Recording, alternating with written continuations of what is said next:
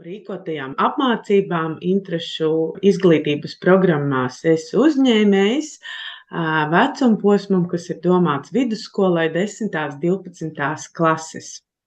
Šīs programmas ir izstrādātas Eiropas ekonomikas zonas finanšu instrumenta 2014 līdz 2021. gada perioda programmas vietējās attīstība, nabadzības samazināšana, kultūras sadarbība, projekta uzņēmējdarbības atbalsta pasākumi Latgales plānošanas reģionā ietveros. Mums ir liels prieks par lielo aktivitāti, un tas nozīmē, ka arī jūs piedaloties visās šajās apmācībās, esat vienisprātis ar Latgales plānošanas reģionu, kā finanšu pratība par budžetu, par prezentēšanos, par komandas veidošanu, par laika plānošanu, par ideju ģenerēšanu ir ļoti, ļoti svarīga. Un jau maksimāli jācenšas šīs zināšanas sniegt bērniem un jauniešiem agrā vecumā. Programmas ir izstrādātas kas ir domātas no pirmsskolas vecuma un līdz pat vidusskolas vecumam. Protams, katram vecuma posmam ir atbilstošas aktivitātes, uzdevumi, darba lapas, darba metodes, un mēs esam ļoti priecīgi un pateicīgi, ka tieši Junior Achievement Latvija ir mūsu sadarbības partneris šo programmu izstrādes garajā un ilgajā ceļojumā, kurš jau ieņem virzienu uz finiša taisni, jo tieši pateicoties jums, šīs programmas būs pieejamas tai galvenajai mērķa auditorijai skolēniem.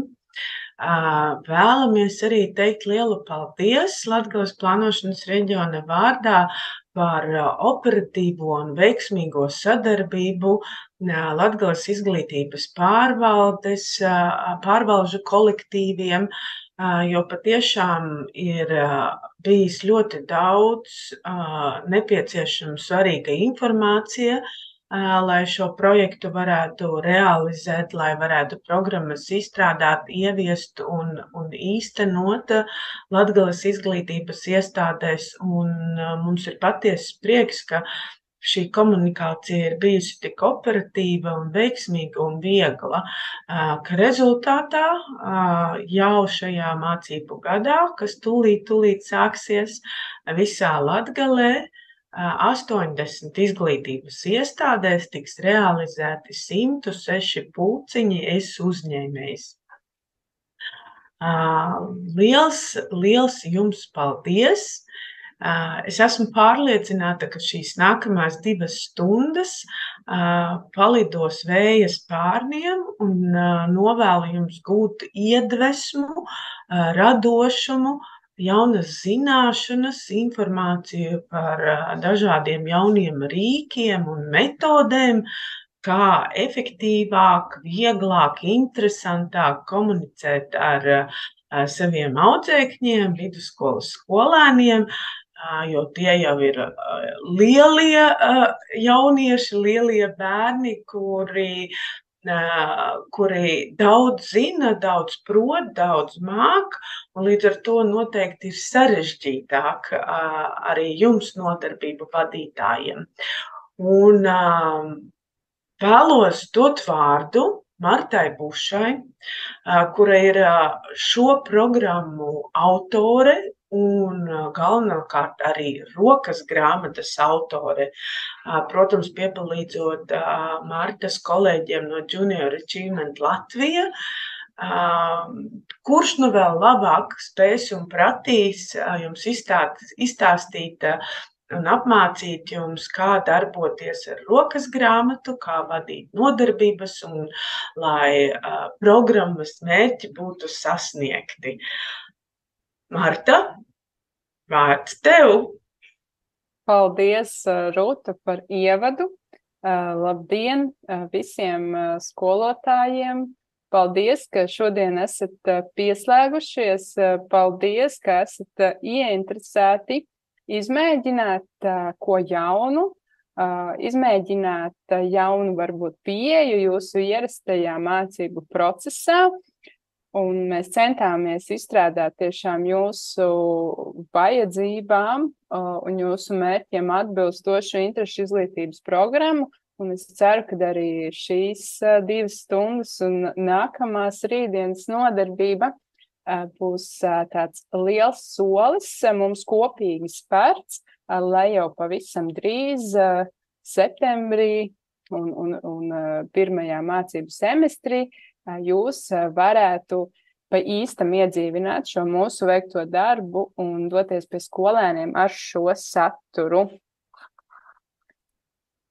Mums šajās apmācībās ir aizvadītas jau 5 nodarbības, bet, ja jūs esat pieslēgušies tikai tagad, tad nesatraucieties, viss ir kārtībā, jo šī ir, kā jau minēja Rūta, tad šajā programmā ietilps 4 dažādas interešu izglītības programmas, dažādiem vecuma posmiem. Un šodien ir 10. līdz 12. klases izglītības posma 1. nodarbība. Rītdien savukārt mums būs vēl viena kopīga nodarbība, 12:00, kur mēs turpināsim darbu tieši pie šīs programmas izzināšanas un izpētes, un noteikti arī praktiski darbosimies un izmēģināsim, iejutīsimies skolēnu ādā, lai pēc iespējas labāk varētu jūs arī pēc tam šo saturu nodot viņiem tālāk. Bet, ja jums ir interese un ir kāds brīvs brīdis, arī rītdien vēl pirms šīs mūsu nodarbības, tad aicinu izmantot iespēju un pieslēgties arī 10:00, kas būs veltīti 5. līdz 9. klases programmai, jo šīs 2 programmas ir savā ziņā saistītas un ar viņām ir iespējams papildināt vienas un otras saturu, un savā starpā strādājot, un iespējams arī tur jums būs kāda noderīga informācija, bet par šo saikni sīkāk pastāstīšu nedaudz vēlāk. Tagad es vēlos pastāstīt par to, kā mums ir gājis, kādi uzdevumi mums bija jāveic, lai mēs varētu šodien šeit tikties, un šis ceļš ir bijis gan garš un piepildīts ar dažādām aktivitātēm, lai mēs sasniegtu šo mūsu kopīgo rezultātu. Un cerams arī īstenot šo projekta mērķi, kas nozīmē, ka šai programmai būtu pozitīvi jāietekmē uzņēmējdarbības vides dinamika jūsu reģionā, jo kas gan var labāk ietekmēt reģiona konkurētspēju, kā izglītots un prasmīgs darba spēks, izglītoti un prasmīgi iedzīvotāji. Lai šo programmu radītu un radītu šo rokas grāmatu, mēs projekta ietvaros organizējām fokus grupu tikšanās ar uzņēmējiem, ar skolēniem, ar skolotājiem, ar izglītības jomas pārstāvjiem. Mēs dalījāmies pieredzē, mēs uzņēmām gan Norvēģijas sadarbības partneru pārstāvjus pie mums Latvijā vizītēs, rādījām, kā mums veicas ar uzņēmējdarbības izglītības aktivitātēm Latvijā, un arī viesojāmies Latgalē pie jums, un domāju, ka šeit arī ir skolotāji, kuri piedalījās šīs vizītes plānošanā un rādīja savu pieredzi. Mēs arī devāmies uz Norvēģiju un smēlāmies iedvesmu no patiešām jau, es domāju, tādas Eiropā slavenas uzņēmējdarbības izglītības pieredzes, kādu īsteno Norvēģija, arī vairākas aktivitātes, ko mēs novērojām tur, kuras tika atzītas kā ļoti veiksmīgas, un mums šķiet, ka būtu ļoti vērtīgi arī pamēģināt mūsu jauniešiem piedāvāt, arī viņas ir iekļautas rokas grāmatā nodarbību saturā. kā arī bija ļoti liels solis tika spērts, lai šo programmu pabeigtu, un tajā lai spērtu šo soli, vislielāko paldies es gribu teikt skolotājiem, kas piedalījās aprobācijā, jo tikai izmēģinot saturu un palaižot viņu dzīvē, redzot, kā viņš attīstās, nonākot pie jums skolotāju un pie jauniešiem un bērniem klasēs un nodarbībās, mēs varējām gūt vēl tādu detalizētāku ieskatu un veikt arī uzlabojumus un pilnveidojumus un papildinājumus šīs programmas saturā. Un kopā aprobācijā piedalījās vairāk kā 50 skolotāji un gandrīz 2000 skolēnu. Un šeit es vēlos jums parādīt tādu arhīvas prezentācijas slaidu, jo tieši pirms 1 gada, augustā pagājušajā gadā, mēs prezentējām jūsu pašvaldībām, jūsu izglītības pārvaldēm, arī citiem interesantiem mūsu plānu ar tiem darbiem un uzdevumiem, kuru mums ir nepieciešama jūsu palīdzība, lai mēs varētu šodien šeit jums prezentēt šo gatavo rezultātu, gatavās rokasgrāmatas un licencēšanai gatavas programmas. Un te nu viņus ir 4 pirmskola, 1. līdz 4. klase, 5. līdz 9. klase un 10. līdz 12. klase programmas īstenojams atsevišķi ar atšķirīgu saturu, bet arī savā ziņā papildinošas un saistītas, lai nākotnē, kad jau gada no gada jūsu izglītības iestādēs tiks īstenota šī programma, tiktu ievērot šī pēctecība un mēs redzētu jauniešus, kas jau no pirmsskolas ir attīstījuši savu finanšu pratību, mācījušies pieņemt atbildīgus lēmumus, izvērtēt savu patēriņu, atraisīt radošumu, radīt idejas ar pievienoto vērtību, mācījušies komunicēt un tā tālāk. Un tā kā ir šī sasaiste starp visām 4 programmām, tad es vēlos pavisam īsi jums arī izstāstīt par pārējo programmu saturu. Pirmā pirmsskolas izglītības programma ietver sevi 3 tēmas. Pirmā tēma ir vēlmes un vajadzības, otrā tēma ir nauda un 3. ir resursi. Un šīs programmas galvenais mērķis, jeb uzdevums šai programmai ir radīt izpratni par šo ekonomikas vienu no pamatproblēmām, par resursu ierobežotību un izpratni par dažādiem ekonomiskiem procesiem, kas mums kā pieaugušiem dažkārt var šķist gan sarežģīti, bet caur dažādām aktivitātēm un ar ikdienas notikumiem saistītiem uzdevumiem bērniem to parādīt kā normālu parādību, kā veidu, kā domāt, kā analizēt, kā pieņemt lēmumus, lai tas viņiem kļūtu par ieradumu.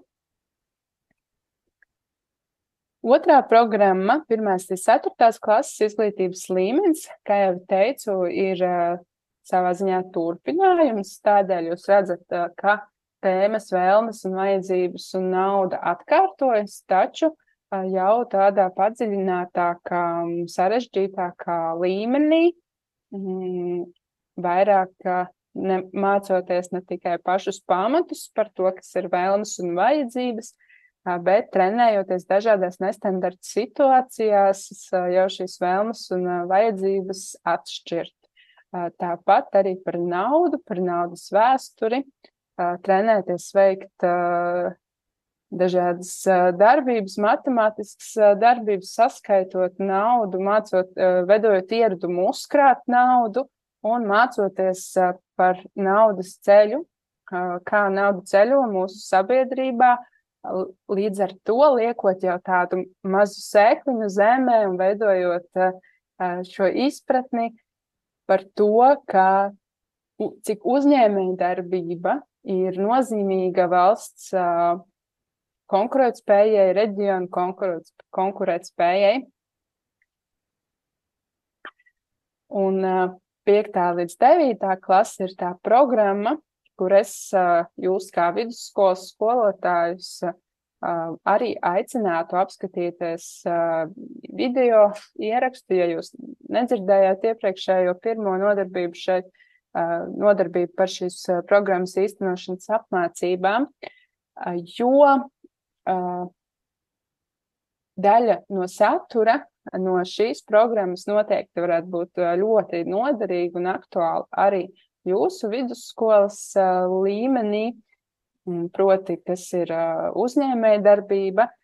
Manuprāt, ļoti veiksmīga sadaļa šajā programmā ir izdevusies par to, kā tiek pētīts, kāds ir uzņēmējs.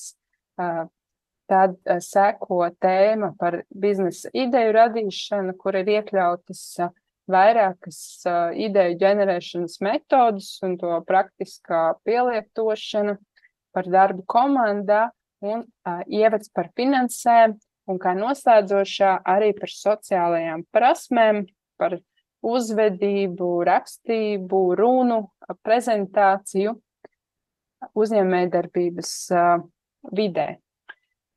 Un šeit jūs redzat šo programmu, kuras galvenokārt šīs dēļ jūs esat šeit šodien pieslēgušies šīm apmācībām. Un šī ir 10. līdz 12. klases programma, kura ietver 3 tēmas. Pirmā tēma ir darbs komandā, otrā tēma ir produkta virzīšana, un trešā tēma ir ilgtspējas principi un risinājumi. Pirmajā tēmā galvenais uzsvars ir uz savas personības izpēti, lai noteikti savas stiprās un vājās puses, un kā šīs vājās puses izmantot tā, lai netiktu negatīvi ietekmēti varbūt savi individuālie vai komandas mērķi. Ļoti svarīga daļa šai programmai ir par komunikāciju, par to, kā mums sarunāties, lai mēs varētu sarunāt. Nākamā tēma produkta virzīšana. Jaunieši trenēsies precīzi noteikt savas idejas, mērķa tirgu, izzināt savu klientu, pozicionēt savu produkta vērtību. Un, manuprāt, ļoti svarīga tēma ir ilgtspējas principi un risinājumi, jo mūsdienās arvien aktuālāk paliek tas, ka jebkurai idejai, manuprāt, un ne tikai biznesa idejai, bet arī kādiem citām iniciatīvām, ko īsteno jaunieši, visām mūsu darbībām būtu jābūt saskaņā ar ilgtspējas principiem, domājot gan par ietekmi uz vidi, gan uz sabiedrību. Tā kā visas programmas savā ziņā ir ar vienojošu elementu, jo visām programmām ir noteikts viens mērķis, un šis mērķis ir uzņēmējdarbības veikšanai un finansiālās labklājības sasniegšanai nepieciešamo kompetenci attīstīšana, tad likumsakarīgi, kā arī pieeja visām šīm programmām, šī metodiskā un mācību pieeja ir viena. Pirms jūsu došanās pie skolēniem vai arī šo nodarbību šīs programmas īstenošanas sākumā, es ieteiktu iepazīties jūsu gadījumā ar šo 3. līmeni, jo katram tematam un tēmai ir noteikti šie ieteicamie sasniedzamie rezultāti. Un ja jums šķiet, ka tomēr jūsu it kā vidusskolas skolēni, piemēram, 10. klasē, ka viņiem daudz piemērotāks būtu saturs no iepriekšējā līmeņa, kas it kā ir līdz 9. klasē, tad ieteiktu arī izvērtēt iespēju vismaz daļu no aktivitātēm tajās tēmās, kuras ir saistītas, piemēram, par komandu, tad arī izmēģināt šīs aktivitātes un uzdevumus un saturu no iepriekšējā līmeņa. Bet labā ziņa ir, ka iepriekšējā līmeņa apgūšana nav obligāts priekšnosacījums katra nākamā līmeņa apgūšanai, un izglītības iestāde brīvi var lemt vai iztenot 1, 2, 3 vai visas 4 programmas pēc saviem ieskatiem. Un šī daļa bija vispārīga, kas ir vienojoša visām 4 programmām, un ir laiks apskatīt tieši konkrēti par šo 10. līdz 12. klases līmeņa programmu. Par mērķa auditoriju runājot, tad 10. līdz 12. klases skolēni var piedalīties šīs programmas nodarbībās. Šīs grupas var būt gan jauktas, kur ir gan skolēni no 10., 11. un 12. klases, gan arī tikai vienas klases ietvaros. Bet, ja mēs vēlamies tā detalizētāk paskatīties, kuriem jauniešiem tad šī programma un šīs programmas saturs varētu šķist vissaistošākais un piemērotākais, tad es ieteiktu vērsties pie tiem jauniešiem, kuri jau skolā apgūst kādu ar uzņēmējdarbību saistītu mācību kursu, kas šajā gadījumā varētu būt uzņēmējdarbības pamati. Tad arī tādi kursi kā dizains un tehnoloģijas 2 šie padziļinātie kursi, apgūstot šo kursu interešu izglītības programmas saturs varētu būt, manuprāt, īpaši saistošs, jo tas varētu būt kā atbalstošs rīks viņu produktu izstrādē un realizācijā. Tad, protams, arī skolēniem, kuri veido vai plāno vai apsver iespēju veidot savu skolēnu mācību uzņēmumu vai arī uzsākt savu uzņēmējdarbību pēc skolas. Un, ja mēs tā vispārīgi skatāmies, tad tiem skolēniem, kuriem interesē šie uzņēmējdarbības procesi, kuri vēlas paplašināt savu redzesloku un ir jau līdz šim izrādījuši savu uzņēmīgumu, savu iniciatīvu arī citos skolas projektos un pasākumos.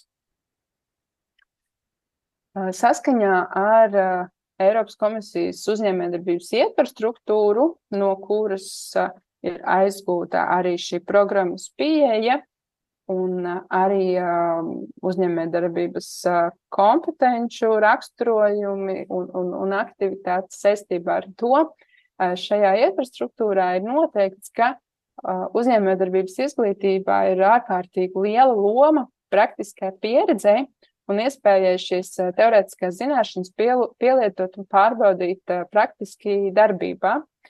Un tādēļ arī šajā interešu izglītības programmā saturu centāmies veidot tā, lai skolēni varētu iegūt gan šīs jaunās zināšanas, gan arī viņas uzreiz praktiski izmēģināt, tādējādi nostiprinot šo zināšanu ieguvi. Un nodarbības saturs ir veidots arī tā, lai tiktu sekmēts skolēnu ieradums mācīties, pašvadītai mācīšanai un strādāšanai iedziļinoties, jo gan radot produktu un plānojot šī produkta virzīšanu, tas viss tiek balstīts izpētē, savas arī personības, savu stipro pušu noteikšanā, tādējādi radot šo pamatu visām zināšanām un prasmēm, ko viņš šajās aktivitātēs var attīstīt. Tāpat arī ir liela loma šajā saturā, ir prasmēja mācīties, un tas, kā mēs un jūs kā skolotāji varat palīdzēt skolēniem attīstīt šo prasmi, kas viņiem būs noderīga visa mūža garumā. Ir piedāvāts vairākas metodas priekš mācīšanās sasniegumu modelēšanas, mācīšanās no pieredzes un tādu apzinātu mācīšanos, lai šo varētu veicināt. Programmas īstenošanas uzdevumi. Noteikti vairāki uzdevumi šīs 10. līdz 12. klases izglītības posma programmai, un tajā skaitā tātad veicināt spēju noteikt savas stiprās puses un attīstīt kompetences uzņēmējdarbības,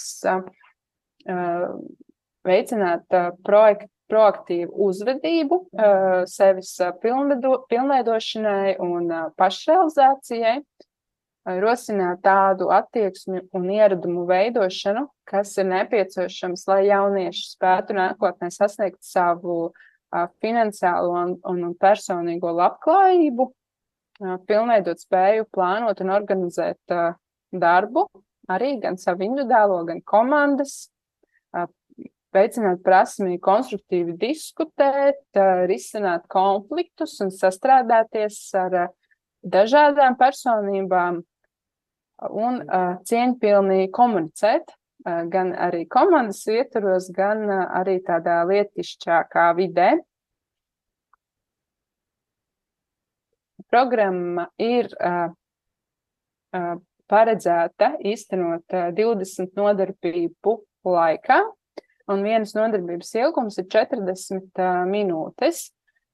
Bet es ieteiktu šajā programmā īstenot vairākas nodarbības pēc kārtas. Tas nozīmē, ka vismaz 2, it īpaši šajā vidusskolas posmā, lai mēs tiešām varētu tiekties uz šo mērķi, mācīties iedziļinoties un pievērsties tām lietām, ko mēs plānojam ar skolēniem darīt šajās nodarbībās ar tā dziļāku izpratni un izpēti, lai ir laiks gan šīm teorētiskajām zināšanu ieguvei, gan praktiskai darbošanai. Ieteicamo nodarbību skaits ir norādīts pie katras tēmas un pie katra temata, taču es ieteiktu sekot līdzi skolēnu sniegumam, tam, kā skolēniem veicas ar šo rekomendēto sasniedzamo rezultātu sasniegšanu, jo atšķirībā no formālās izglītības mums šeit nav eksāmeni, uz kuriem steigti gatavoties, bet šeit mēs varam tīri koncentrēties uz jauniešiem, uz jauniešu zināšanām, prasmēm, un lai viņi pēc iespējas vairāk varētu sasniegt šo savus mācīšanās mērķus, kurus, starp citu, viņi arī šīs programmas ietveros paši sev noteiks.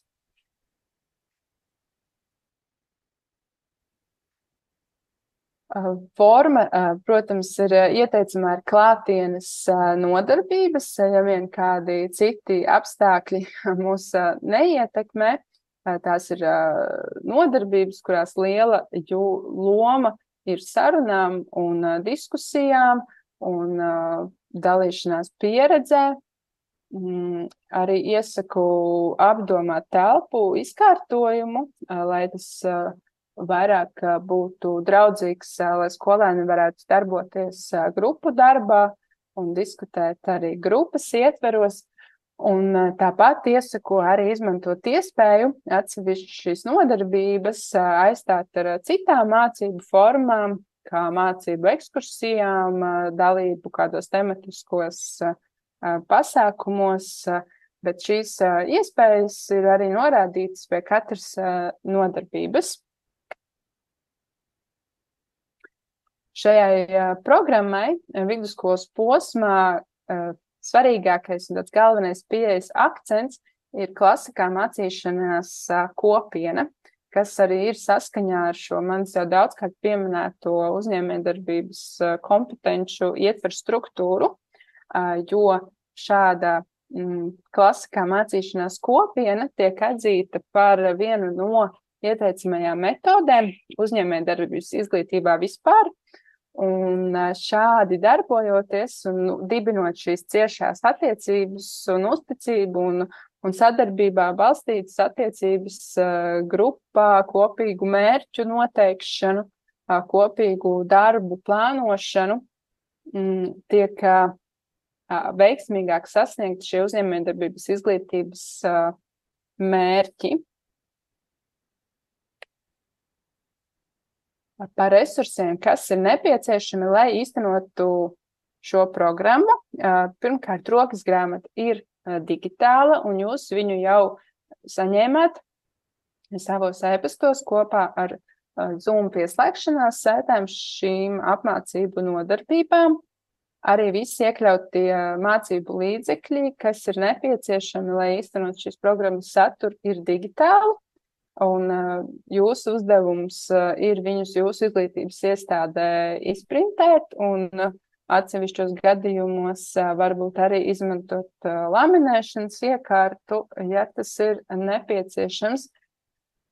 Un vēl ļoti noderīgi būs jums šajā nodarbību telpā, būs pieejama arī ierīce video un attēlu demonstrēšanai, jo arī tie ir samērā lielā daudzumā iekļauti šo nodarbību saturā. Bet detalizēti resursi katrai programmai, gan iekļautie, gan neiekļautie rokas grāmatā ir norādīti gan programmā, gan rokas grāmatā. Par to, kā lietot šo rokas grāmatu, kā būtu ērtāk viņu izmantot. Rokas grāmata ir apjomīga, jo tajā ir iekļautas visas 4 programmas, materiāli visu 4 programmu īstenošanai.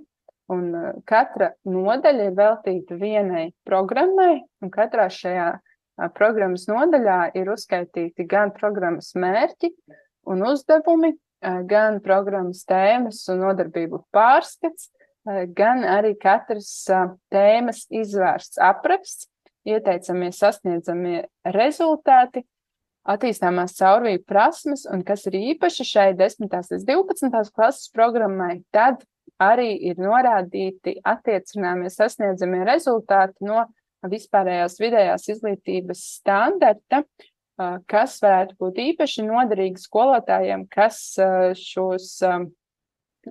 pirmkārt varēs izmantot formālajā izglītībā atsevišķus mācību līdzekļus šeit iekļautos, kā arī tiem skolotājiem, kuriem izglītības iestādēs īstenot izteiktu starpdisciplināro saiti, tādējādi šo nodarbību norisi, saskaņojot arī ar saturu formālajā izglītībā, lai tas varētu viens otru papildināt. Vēl šajā rokas grāmatā, kā jau es minēju, tad ir šī nodarbības detalizētais izklāsts, kurā ir arī pievienots dažādas saites uz tiešais resursiem. Ja tādi ir nepieciešami šī satura apgūšanai, tad ir pievienots darba lapas, materiālu demonstrēšanai un arī informatīvi materiāli jums, nodarbību vadītājiem, kuros ir gan doti detalizētāki metožu apraksti, kāda varbūt teorētiskāka informācija par tēmu plašāk, lai jums nebūtu vēl papildus ārpus šīs rokas grāmatas resursiem jāmeklē informācija par kādu no tēmām, kas dažkārt varbūt svešāka un nepierastāka jums. Un tagad ir pienācis laiks, kad mēs varam pievērsties arī pašam nodarbības saturam un apskatīt katru nodarbību un tur ieteicamās metodes.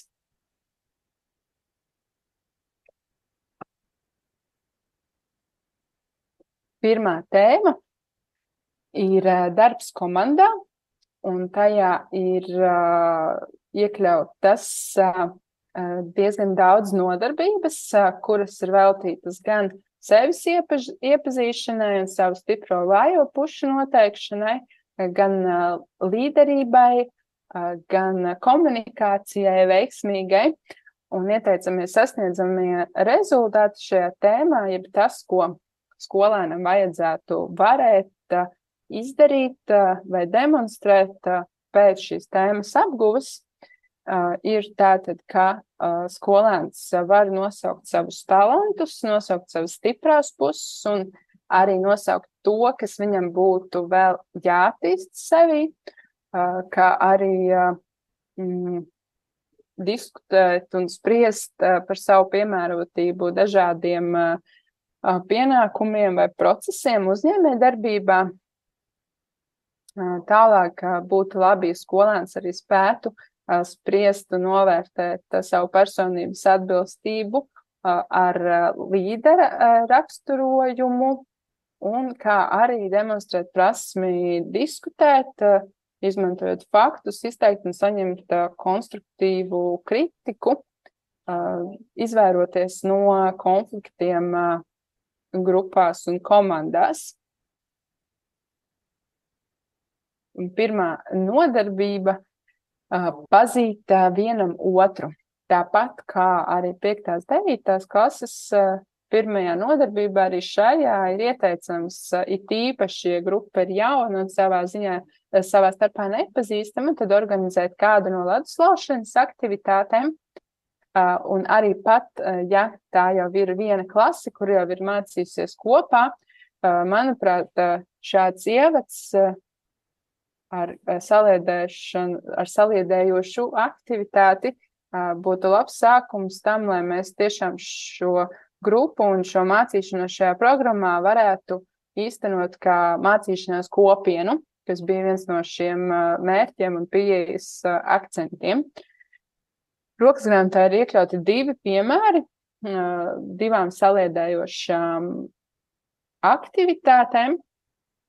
Vienu šo pirmais un pēdējais, ja šeit ir skolotāji, kas piedalījās pagājušā gada aprobācijas dalībnieku apmācībās rudenī, tad šo mēs arī tur īstenojām. Tas nozīmē, ka nodarbības vadītājs lūdz visiem dalībniekiem nostāties aplī, tad pirmais dalībnieks vai arī jūs nodarbības vadītājs nostājas pretī vienam no dalībniekiem šajā aplī un saka kādu apgalvojumu. Piemēram, šodien ir ārā jauka diena. Dalībnieks, ar kuru tikko runāja nodarbības vadītājs, izvēlas tālāk nākamo dalībnieku, nostājas tam pretī, un viņa uzdevums ir pateikt frāzi, kuru sākas ar vārdu, ar kuru beidzās iepriekšējā dalībnieka frāze. Un tā ar visiem dalībniekiem šo izspēlējot, un papildus vēl arī var pievienot savu vārdu, lai likt šim otram dalībniekam arī atkārtot iepriekšējā dalībnieku vārdu, ja dalībnieki savā starpā nav pazīstami. Tad vēl kāda aktivitāte interesanta ir ar nosaukumu pašportrets, kur nodarbības vadītājs katram skolēnam iedod vienu līmlapiņu, un uz līmlapiņas skolēni uzzīmē savu pašportretu, bet nenorāda savu vārdu. Un tad šīs līmlapiņas pielīmējot pārējiem dalībniekiem ir jāmēģina atpazīt, kurš ir kurš, un tikai tad pierakstot šo pašportreta īpašnieka vārdu. Šīs lapiņas var atstāt arī pie sienas visas programmas īstenošanas laikā, vai vismaz sākumā pirmajās nodarbībās, kamēr grupas dalībnieki sārod viens ar otru. Un pēc šīs iepazīšanās leduslaušanas aktivitātes, tad nākamais uzdevums ir šī savu mācīšanās sasniegumu modelēšana. Un kāpēc ir šāds sākums šai programmai un šīm nodarbībām? Tādēļ, ka skolēniem būtu svarīgi saprast, ka šīs ir interešu izglītības nodarbības, tas nav obligāts mācību saturs, kas viņiem ir jāapgūst. Un viņi šeit arī netiks vērtēti, viņiem netiks dotas atzīmes, viņu darbi netiks vērtēti 10 ballu skalā, bet viņiem būs jāvērtē pašiem sevi, un viņi visu, ko viņi darīs šajās nodarbībās, viņi darīs tikai un vienīgi sev, lai attīstītu sevi un viņu arī iegūtais no šīm nodarbībām un personības attīstībai būs atkarīgs tikai no viņiem. Un tas būs kā tāds treniņš savas personības attīstīšanai un sagatavošanai jau pieaugušo dzīvei. Un rokas grāmatā ir iekļauta arī darba lapa, kur sastāv no 4 jautājumu blokiem. Un es, tā kā mēs šeit esam šodien un rīt, tādēļ, lai arī mācītos un mācītos arī viens no otra un sagatavotos jaunajam mācību gadam, es arī vēlos aicināt jūs noskanēt šo kodu un doties uz mājaslapu, kur jums ir lūgts atbildēt uz jautājumiem un modelēt savus mācīšanās sasniegumus.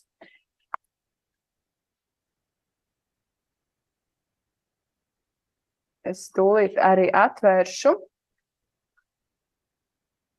Šie jūsu ieraksti ir anonīmi.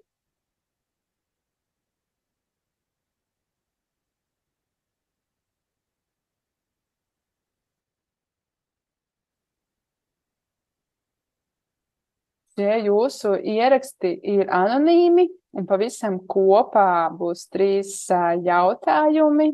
Bet aicinu tiešām veltīt pavisam nedaudz laika, lai padomātu par to. Tātad šī pirmais jautājums, kāda ir jūsu motivācija vai interese piedalīties šajā programmā un būt godīgiem pret sevi, vēl jau vairāk, ja šie jautājumi ir anonīmi, un tādējādi arī izmēģinot pašiem šo savu mācīšanās sasniegumu modelēšanu.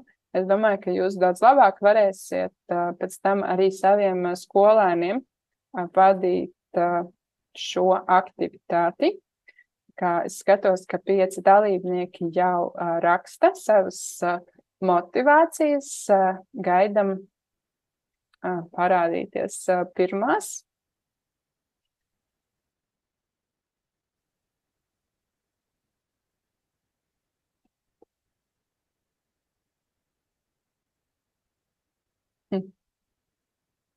Jā, es skatos gan skolēnus, gan sevi motivēt, piepildīt savus sapņus un idejas. Uzņēmējdarbības pamatu programmā. Jā, tieši tā, es priecājos, ka tā arī ir šeit atbildes, ka jūs šeit esat arī skolas administrācijas motivēti. Tieši tā. Jā, gribu iegūt metodisko materiālu darbam ar skolēniem. Brīnišķīgi. Labā ziņa ir, ka šī pati rokas grāmata jau ir jūsu e-pastos. Apgūt interešu izglītības programmas nodarbības, noderīgas papildus zināšanas gan man, gan skolēniem. Brīnišķīgi. Paldies!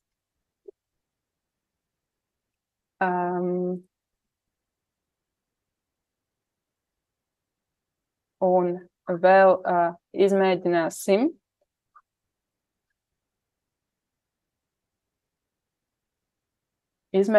arī nākamo, jau specifiskāk, ja pirmais jautājums tātad bija par motivāciju, tad motivācija mums bija lielai daļai arī uzzināt kaut ko jaunu. Bet šeit šis jautājums jau prasa tādu specifiskāku analizēšanu jums arī pašiem, ko tieši jaunu, kā kvalitatīvi vadīt interešu izglītības programmu. Paldies! Es arī apsolos šīs jūsu atbildes vēlreiz pārlasīt, arī gatavojoties rītdienas nodarbībai. Jo tāpat arī kā jūsu interešu izglītības nodarbībās, kad jūs satiksieties ar skolēniem, tāpat arī šodien tas, vai mums izdosies sasniegt šos jūsu mācīšanās sasniegumus vai mācīšanās mērķus, tas ir atkarīgs no abām iesaistītajām pusēm šajā mācīšanās procesā.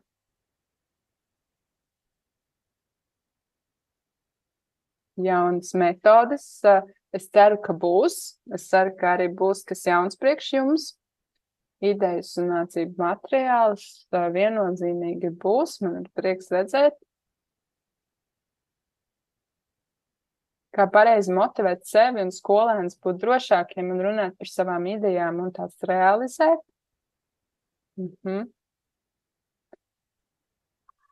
Paldies jums!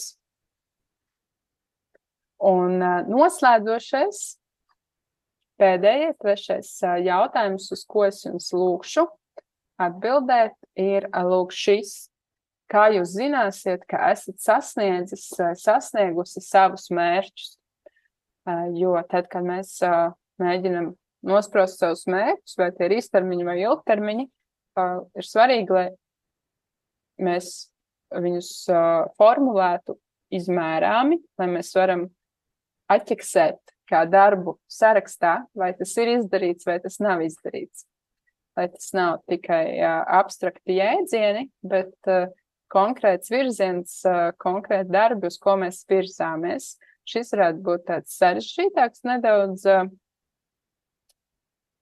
uzdevums, bet es skatos, ka 6 dalībnieki raksta ar nepacietību gaidu jūsu atbildes.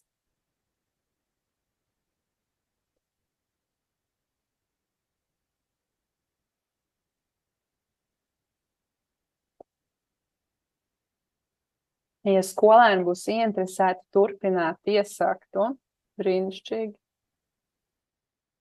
Ja izmantosiet materiālus,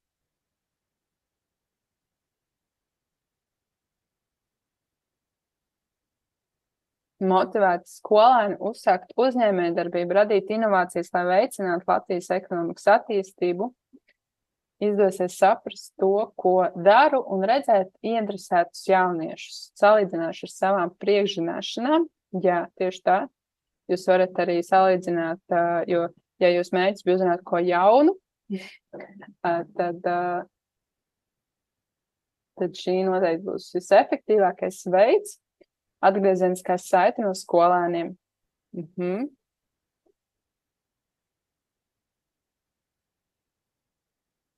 Skatos, ka 2 vēl rakstā, nedaudz pagaidīsim.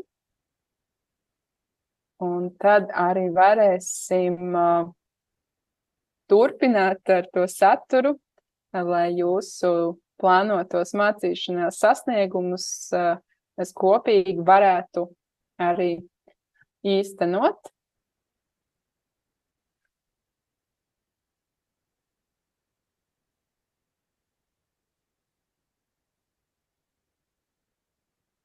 Ja skolēniem tiešām būs vēlme realizēt savas idejas un viņi būs atvērti jaunajiem. Jā. Paldies skolotājiem, savā ziņā ir priekšrocība savu mērķu pārbaudē, ka mēs tiešām varam redzēt to atgriezenisko saiti, vai tās acis smirdz, vai tā iedvesma ir, un vai pēc tam arī reāli kāda darbība pēc tam seko.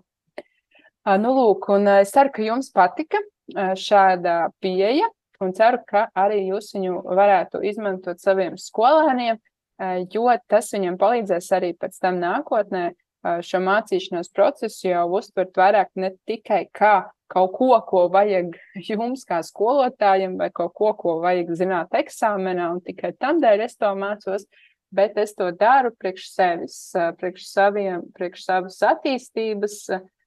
Es to daru, lai sasniegtu to, ko es vēlos tieši konkrēti sev sasniegt un īstenot un realizēt. Nākamā aktivitāte ir par arī kopējiem grupas mērķiem, jo, kā es teicu, tad būtu vēlams, ka visa šī nodarbību grupa ir kā viena kopiena, kuri visi darbojās kopīgi, gan katrs savu individuālo mērķu īstenošanai, ko tikko gan jūs skolēni pēc tam arī būs izvēlējušies, gan arī ir svarīgi šie kopīgie grupas mērķi, lai radītu kopības sajūtu. Un viens no veidiem, kā to darīt, ir vispirms iepazīstot vienam otru, un tādēļ ir iespēja veidot piemēram, domu karti uz tāfeles, uz lielas lapas, vai izmantojot kādu no tiešsaistes rīkiem, lai to padarītu tādu krāsaināku un progresīvāku. Un sarunājoties nodarbībās, sarunājoties visiem grupas locekļiem, iepazīt vienam otru, nosakot katra intereses, atrodot kopīgos, atrodot atšķirīgos, atrodot kopīgo katra individuālajos mērķos un tādējādi nonākot pie komandas mērķiem.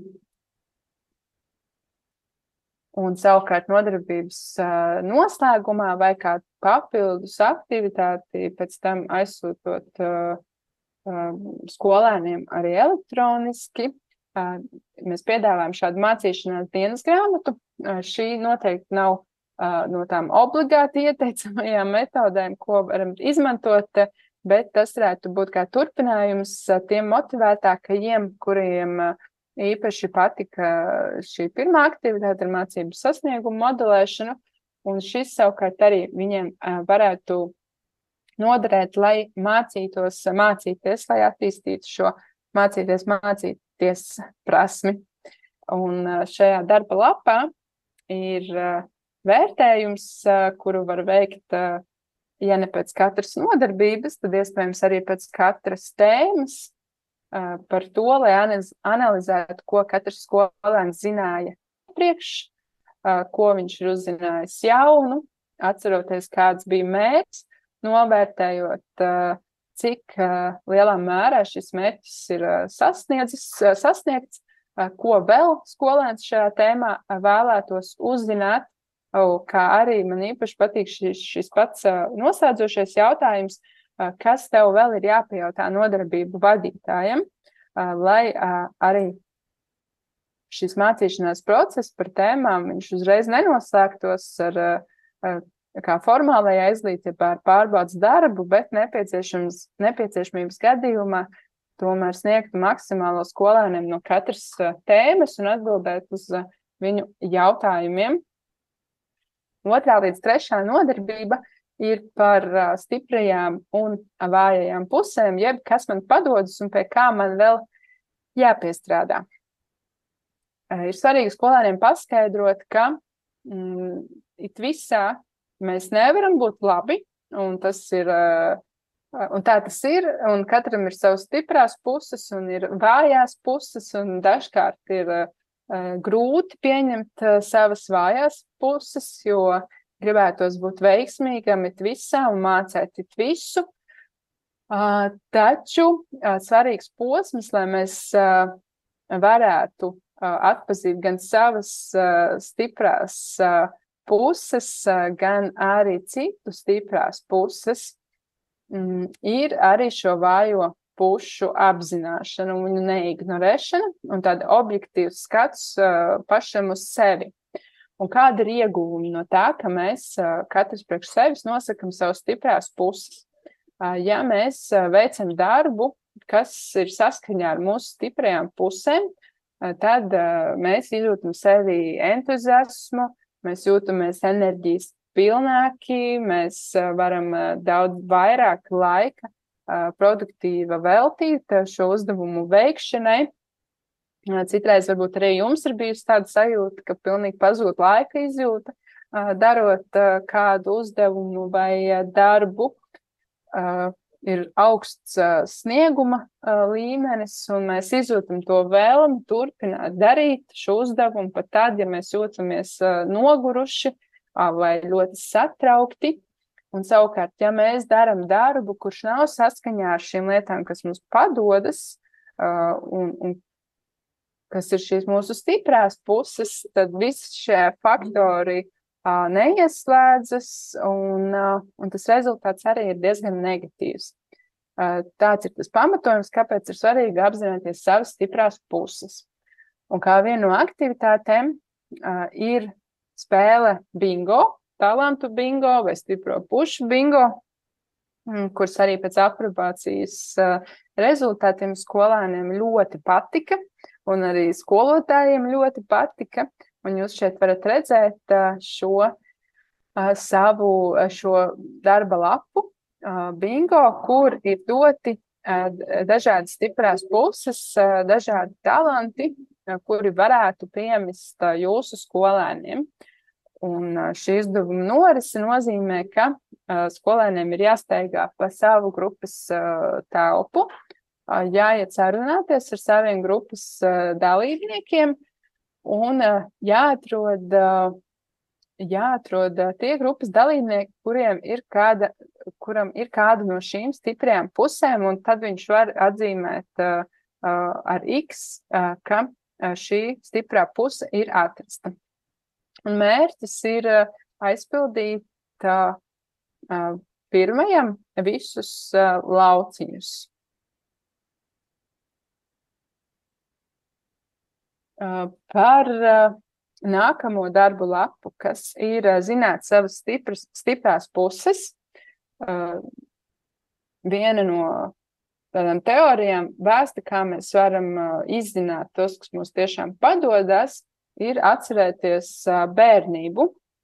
Un tas nozīmē par laiku līdz 11 gadu vecumam un atcerēties, ko mums patika darīt šajā vecumā, kas mūs interesē visvairāk.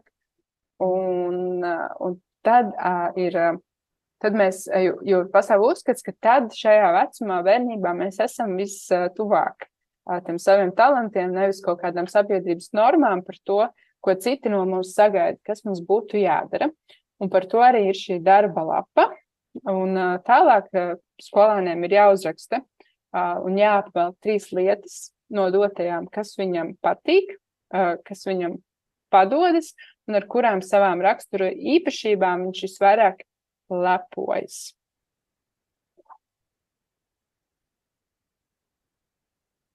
Un rokas grāmatā ir pievienoti arī materiāli, kurus jūs varat gan nosūtīt skolēniem elektroniski, gan arī demonstrēt jūsu nodarbībās.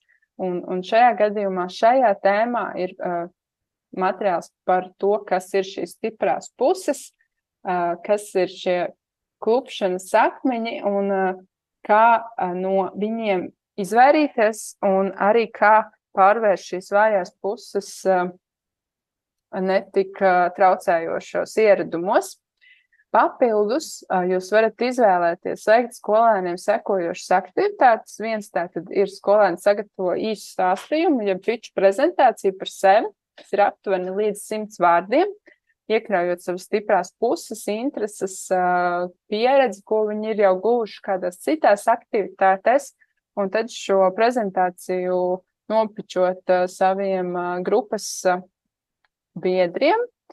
Nākamais ir digitālas vizītkartes sagatavošana, kur ir skolēnu vārds, uzvārds, kāds moto, un šis vizuālais noformējums raksturo šīs viņu stiprās puses.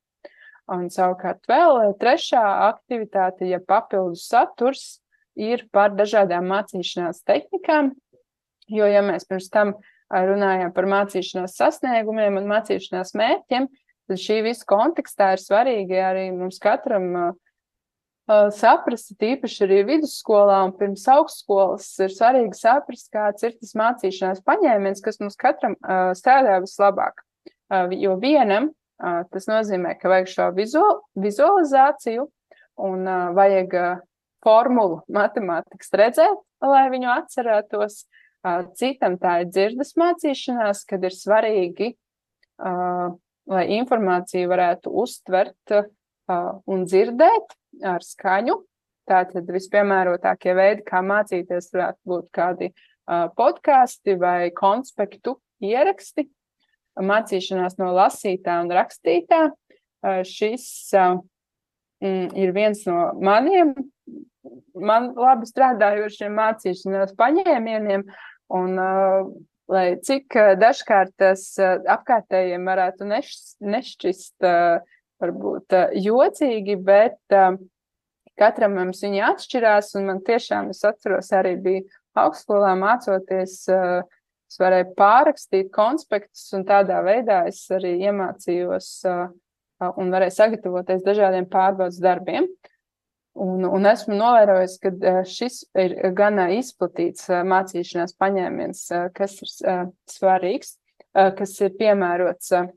Un kinētiskā mācīšanās tas nozīmē praktiskā darbošanās, kad vajag sajust ar rokām, darīt, veidot, konstruēt, eksperimentēt, pārvietoties tajā skaitā telpā, jo ir cilvēki, kuriem, lai, piemēram, mācoties prezentācijas tekstu, ir nepieciešams staigāt, un tā viņi var labāk iegaumēt un asociēt arī kaut kādas konkrētas lietas ar konkrētām kustībām vai konkrētu atrašanos telpā. 4. un 5. nodarbība ir par līderību, un šī nodarbība iesāks ar līderības viktorīnu, kur ir sagatavoti jautājumi par to, kas ir līderība, kas ir līderis, kas ir vissvarīgākais līderim, kādas ir līderi raksturojušas iezīmes, un arī materiāls demonstrēšanai 8 pamatīpašības, kas raksturo līderi, ko jūs varētu demonstrēt pēc šīs līderības viktorīnas. Jo, kas ir īpaši ar šo viktorīnu, tad tur īsti nav pareizo vai nepareizo atbilžu. Un šis ir, lai uzsāktu šo tēmu, lai raisītu domas un diskusiju par to, kas un kāds ir līderis. Nākamais solis šīs tēmas apguvē ir tests, vai man piemīt līderība. Šis tests ir no Mind Tools tulkots tests, kur atbildot uz 18 jautājumiem, novērtējot savu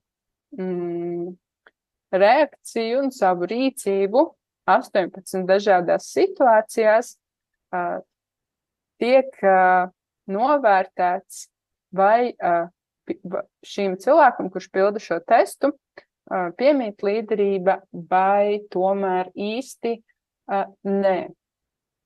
Un arī dota rezultātu interpretācija, katrā saskaitot punktus kopā, iegūstot kopējo punktu skaitu, arī ir skaidrs šis rezultāts. Un kas ir vēl interesanti šim testam, tad ir izcēlti īpaši jautājumi, kas izceļ konkrētas līdera iezīmes, piemēram, pārliecība par saviem spēkiem, 2. un 8. apgalvojums, pozitīva attieksme, tālredzība vai emocionālā inteliģence. Vēl ir kāds tests, kas ir šajās nodarbībās iekļauts, un tas ir par līderības stilu. Un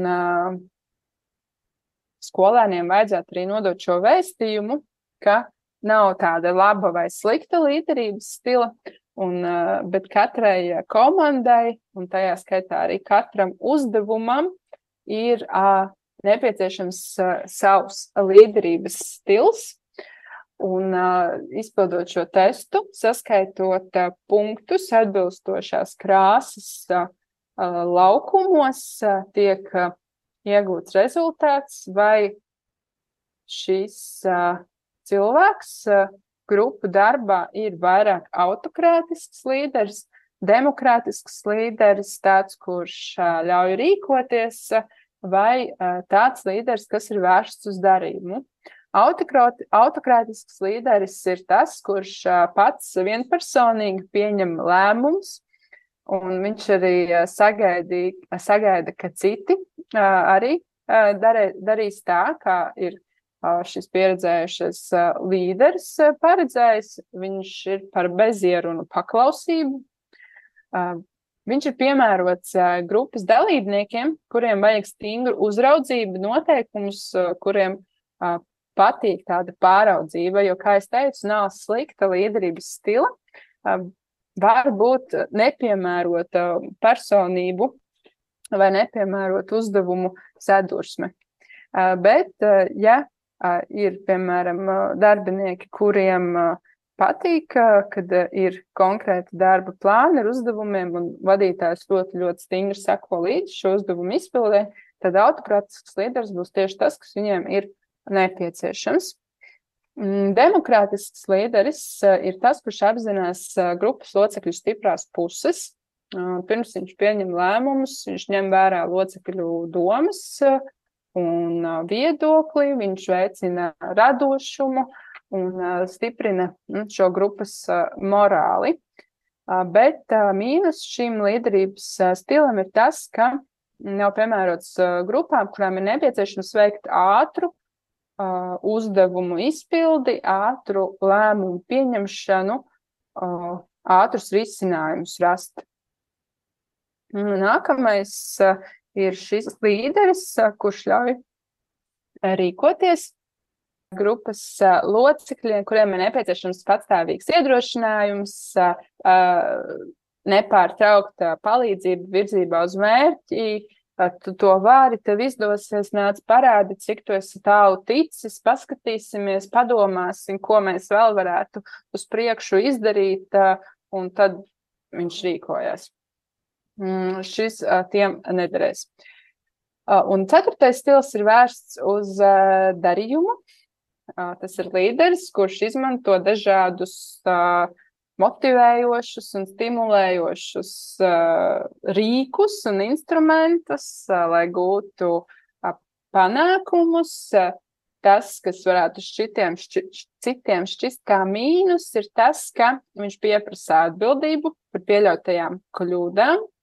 Iespējams, mēs varētu citēt, ka katrai kļūdai ir vārds.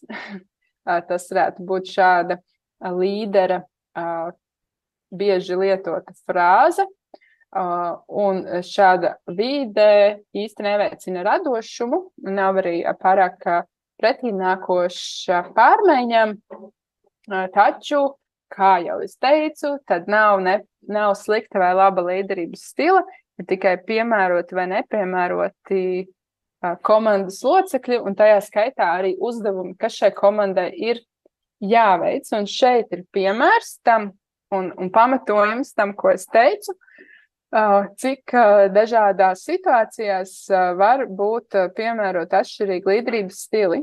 Piemēram, 112 tālruņa operatoram, kuram zvana satraukta persona no negadījuma vietas, viņai ir nepieciešams zināt, kā rīkoties, skaidrs norādes, stingra uzraudzība, noteikumi un tiek sagaidīta bezieru un paklausība, autokrātisks līderības stils. Reklāmas menedžeris, tu esi pievienojies komandai, kas veido TV reklāmas uzņēmumiem, kas ražo elektroauto un par kuriem tu neko nezini. Šeit ļoti piemērots būs šis demokrātiskais stils. Kādēļ? Tādēļ, ka šim stilam ir raksturīga šī konsultēšanās un citu grupas locekļu domas un viedoklis.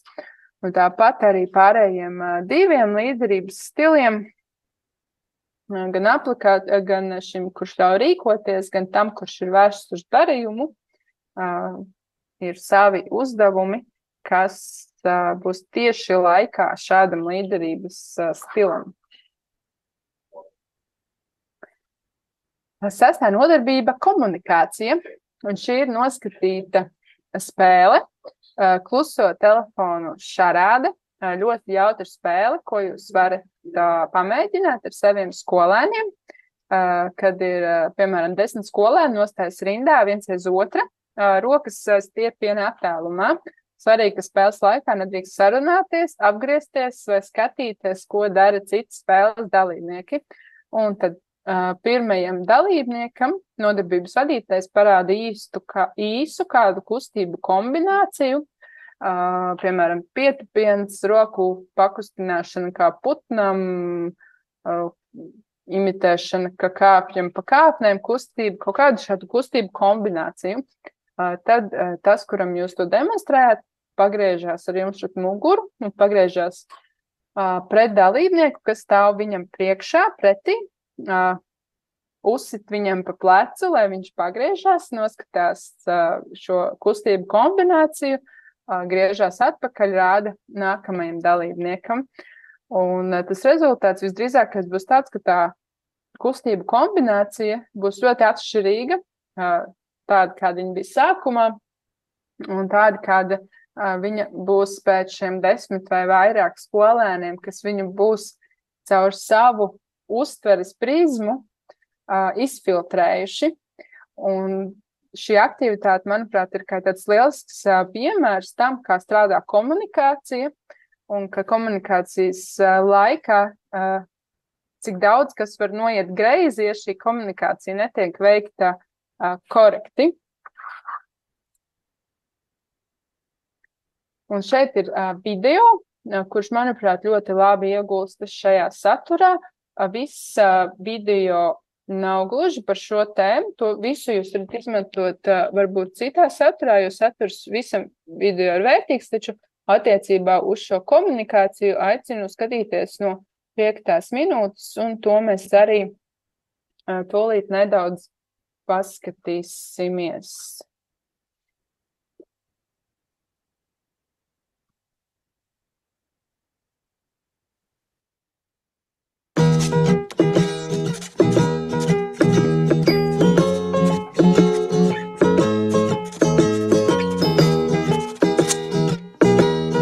Sveiki!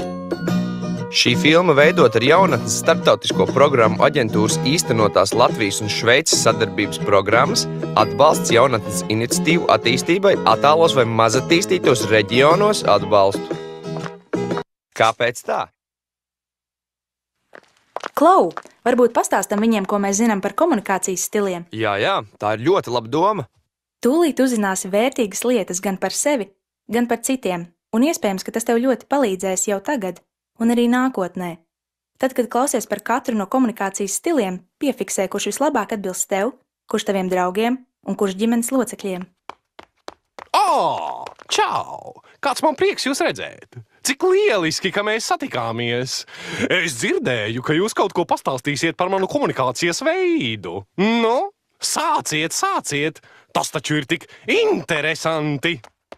Veicinātāji komunikācijas stils. Cilvēkiem, kuriem ir ļoti augsts enerģijas līmenis, entuziastiski, aktīvi, patīk būt starp cilvēkiem, kā arī būt uzmanības centrā. Šī komunikācijas tipa pārstāvjiem ir ļoti radoša iztēle un ikdienā patīk radīt jaunas idejas. Viņi pārspīlē un, ja runā ar citiem cilvēkiem, ir skaļi, kā arī viņu teiktais mēdz būt haotisks. Viņi cenšas iesaistīt pārējos savās izpriecās plānos un aktivitātēs, gan saistībā ar darbu, uzdevumiem, atpūtu vai izklaidi. Ir konkurētspējīgi, viņu stimulē kompānija, jo ir sabiedriski, draudzīgi, dzīvespriecīgi. Jautrība un izaicinājumi ir ļoti nozīmīgi motivatori. Šiem cilvēkiem vajadzētu iemācīties disciplīnu, pārdomāt plānus un rīcību, kā arī iemācīties gaidīt. Kā tev liekas, kāds izskatīsies viņa ielūgums uz dzimšanas dienas ballīti? Kādu ielūgumu tu viņam rakstītu, lai viņš vai viņa noteikti atnāktu uz tavu dzimšanas dienu? Sveiki! Es esmu klāt! Es arī vēlos dzirdēt, kas ir zināms par manu komunikācijas stilu. Kad es aiziešu uz otru pusi, tad jūs sāciet stāstīt. Sarunāts! Sarunāts! Kontrolētāja komunikācijas stils. Kontrolētāja komunikācijas tipa cilvēki ir vērsti uz rezultātu sasniegšanu un uzdevumu izpildi. Komandā viņi ir uzdevumu veicēji un tie, kuri satraucas par to, lai mērķis ir sasniegts. Kontrolētāji bieži vien spēj motivēt paši sevi. Viņi ir arī tālāku mērķi orientēti. Viņi izstaro pašpārliecinātību. Viņi uzņemas iniciatīvu gan atsevišķu individu, gan grupu gadījumā, un viņiem patīk nodarboties ar organizēšanu. Parasti viņi uzņemas līderību.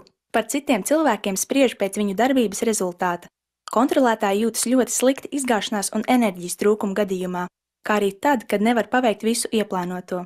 Tas, ko vajadzētu uzlabot, ir savu jūtu izteikšana, klausīšanās citos un sekošana. Kā tev liekas, kāds izskatīsies viņa ielūgums uz dzimšanas dienas ballīti? Kādu ielūgumu tu viņam rakstītu, lai viņš vai viņa noteikti atnāktu uz tavu dzimšanas dienu?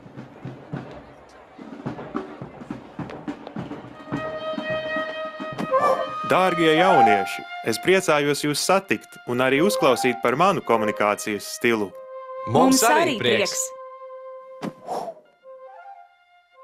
Atbalstītāju komunikācijas stils.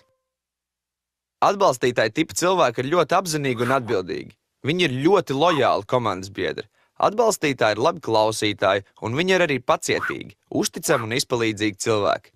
Ja kontrolētāji ir vairāk orientēti uz rezultātu, tad atbalstītāji uz attiecībām. Atbalstītāji pakļaujas citu cilvēku interesēm, pat ja tas kaitē viņiem pašiem, kā arī viņus neinteresē un viņiem nav nepieciešamība iespaidot pārējos, sacensties vai pārliecināt kādu par savu taisnību. Tuvas, sirsnīgas un ilgstošas attiecības ir tas, pēc kā viņi tiecas. Cenšas darīt to, ko no viņiem sagaida, lai iepatiktos. Viņi vēlas apstiprinājumu tam, ka rīkojas pareizi. Šī komunikācijas tipa cilvēkiem ir bail no noraidījuma, vientulības, citu cilvēku asiem vai skaļiem argumentiem. Vajadzētu iemācīties mērķtiecīgumu, pašam izvirzīt uzdevumus un uzņemties iniciatīvu. Kā tev liekas, kāds izskatīsies viņa ielūgums uz dzimšanas dienas ballīti? Kādu ielūgumu tu viņam rakstītu, lai viņš vai viņa noteikti atnāktu uz tavu dzimšanas dienu?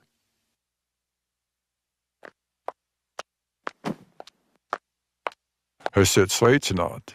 Dzirdēju, ka jūs varat pastāstīt par manu komunikācijas stilu. Jā, mēs varam. Analītiskais komunikācijas stils. Analītiskā komunikācijas stila cilvēkiem ir svarīga nevis tūlītēja rīcība, bet gan detalizēta izpēte un analīze. Ar savu vienkāršo un atturīgo uzvedību viņi ienes mieru grupā. Esot domīgi un analītiski, viņi klusē, kamēr citi tos neuzrunā, un tikai tad izsaka savas domas. Pirms izdarīt kādu lēmumu, viņi rūpīgi izpētīs daudzus faktus un viedokļus. Ja veicinātājiem ir svarīgi uzturēt attiecības ar ļoti daudziem cilvēkiem, tad analītiskajiem tikai ar dažiem, bet tad tās noteikti ir ļoti dziļas un uzticamas attiecības. Viņiem ir grūti runāt atklāti par jūtām un emocijām, jo tās ir ļoti dziļas. Analītiskajiem cilvēkiem liekas, ka kļūdīties nav pieļaujams, un viņi cenšas no tā izvairīties visās iespējamajās situācijās. Viņiem vajadzētu iemācīties vairāk uzņemties iniciatīvu, rīkoties un pieņemt, ka kļūdīties ir normāli. Kā tev liekas, kāds izskatīsies viņa ielūgums uz dzimšanas dienas ballīti?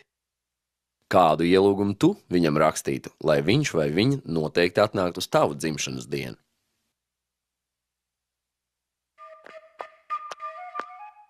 Te būs uzdevums tev. Ja tev tuvumā ir papīra lapa un rakstāmais, tad paķer arī to, padomā un atbildi. Kurš komunikācijas stils ir tavs? Ar kura komunikācijas stila cilvēkiem tev ir visvieglāk sadzīvot? Ar kura komunikācijas stila cilvēkiem tev ir visgrūtāk sadzīvot? Izdomāji? Kā gan ir vieglāk un labāk? Būt kopā ar komunikācijas stilu, kas ir līdzīgs tev, vai nē? Manuprāt, būtu labi apskatīties, kā tas ir realitātē. Ko tu tik nožēlojam te sēdi zem koka? Jāsāk darīt, atrodam problēmu, nocērtam to saknē un lieta darīta. Nav ko filozofēt. Problēmai pa seju un viss notiek. Vai šī bija veiksmīga komunikācija? Ja nē, tad kāpēc?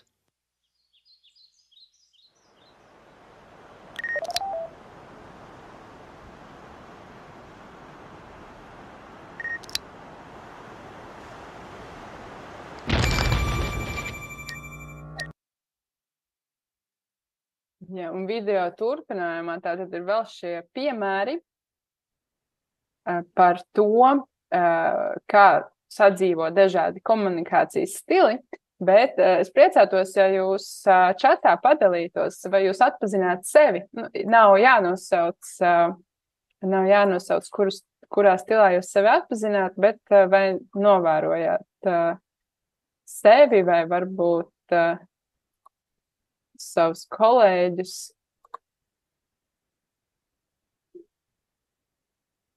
Un kamēr jūs rakstāt, es gribu pastāstīt par vēl vienu video, kurš gan ir angļu valodā, un viņš nav arī YouTube platformā. Tas nozīmē, ka nav iespējams pielikt subtitrus.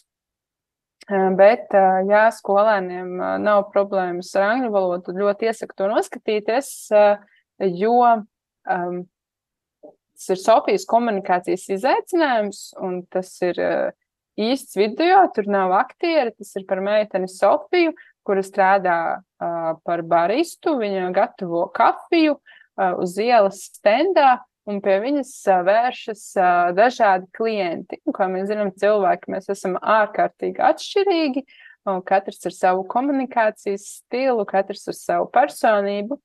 Un šis video ir nofilmēts, kā viņa sarunājas ar katru no šiem klientiem, kā viņa atrod īsto pieeju katram klientam. Ļoti vērtīgs video, ko noskatīties, un skatos čatā, ir jāatpazina, noteikti atpazinu, ir līdzība, jāatpazinu, lieliski. Jā, es arī atpazinu. Nākamais ir par konfliktiem, un arī skolēniem viņu arī tādā vēl jaunības maksimālismā ir svarīgi apzināties, ka konflikti ir neizbēgami, un viņi ir jebkurā gandrīz vidē, kurā mēs esam, gan ģimenē, gan draugos, gan darbā, gan biznesā, gan visur. Un svarīgi ir mācīties, tāpat kā mēs mācāmies arī citas prasmes, braukt ar velosipēdu, mācāmies rakstīt biznesa plānu, tā arī mācīties risināt, ja nolīdzināt šos konfliktus, sadarboties tā, lai izvairītos no kādas konfliktu eskalācijas un milzīgas viedokļu sadursmes, kas novad jau pie tādas destruktīvas grupas rīcības, kā dažkārt arī jauniešiem, un ne tikai jauniešiem, mēdz konfliktu karstumā gadīties. Darba lapā konflikta risinājumi ir iekļauta šāda struktūra, kā skolēni var analizēt dažādus konfliktus, situācijas apraksts, iespējamie cēloņi un ieteicamais risinājums, bet, lai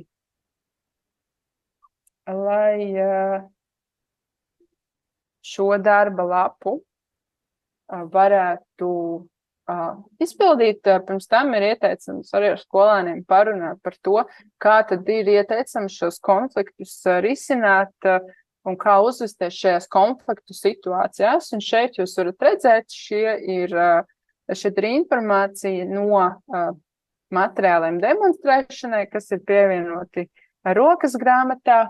Tāds galvenais ieteikums konfliktu situācijās, es teiktu, ka ir darīt visu, lai tas otrs dalībnieks neieņem tādu aizsardzības pozu, lai viņš, kā teiktu, nesasliet uz puras gaisā. Tātad tas ir tas novērst draudus solis. Otrais ir formulēt vai ļaut formulēt šiem konfliktā iesaistītajiem šo konfliktu.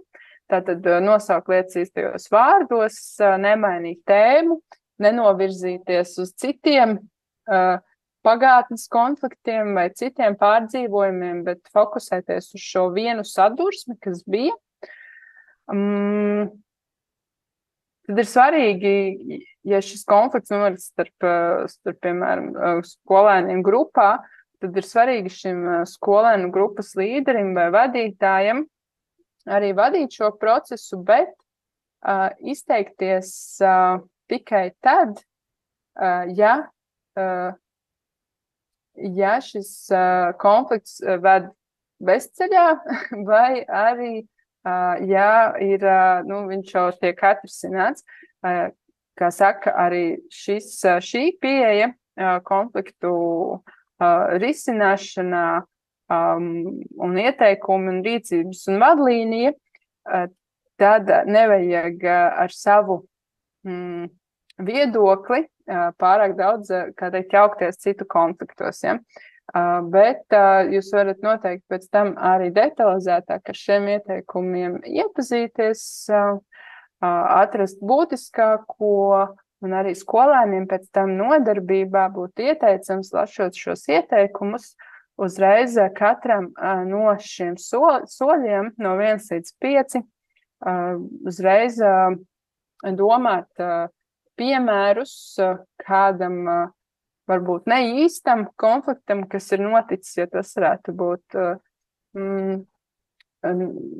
varbūt nepiemēroti celt to gaisā, bet kādu izdomāt piemēru, kā tas tieši viņu vidū varētu tolerēt.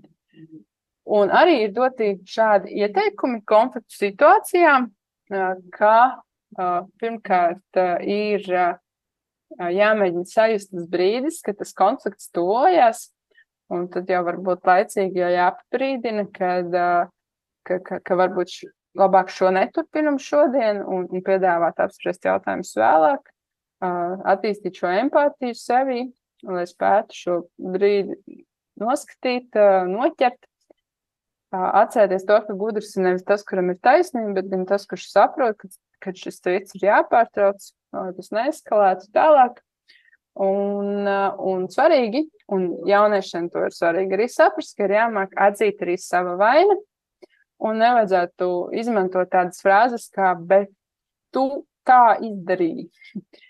Bet būtu labāk, ja tās lietas formulētu, kad tu rīkojies šādi, un tad kā tu rīkojās, es jūtos tā un nenovērtāts un tam līdzīgi, un vai tu lūdzu varētu nākamreiz un šo citādo rīcību.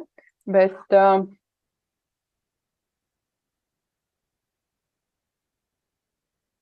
vēl šeit ir pievienoti arī materiāli par to, kā būt labam klausītājam, kas arī, manuprāt, būs noderīga prasme komunikācijas prasmes attīstīšanā. Par to gan kā darīt, gan kā nedarīt.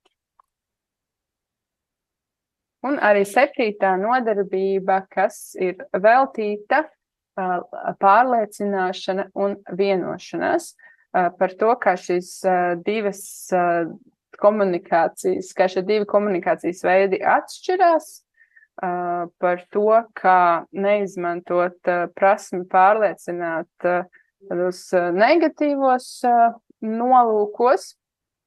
Šeit ir arī situācijas dotas, ar kurām jūs varat iepazīstināt jauniešus un lūgt viņiem izteikt savu variantu, vai tā ir vairāk pārliecināšana vai ir vienošanās. Un šī,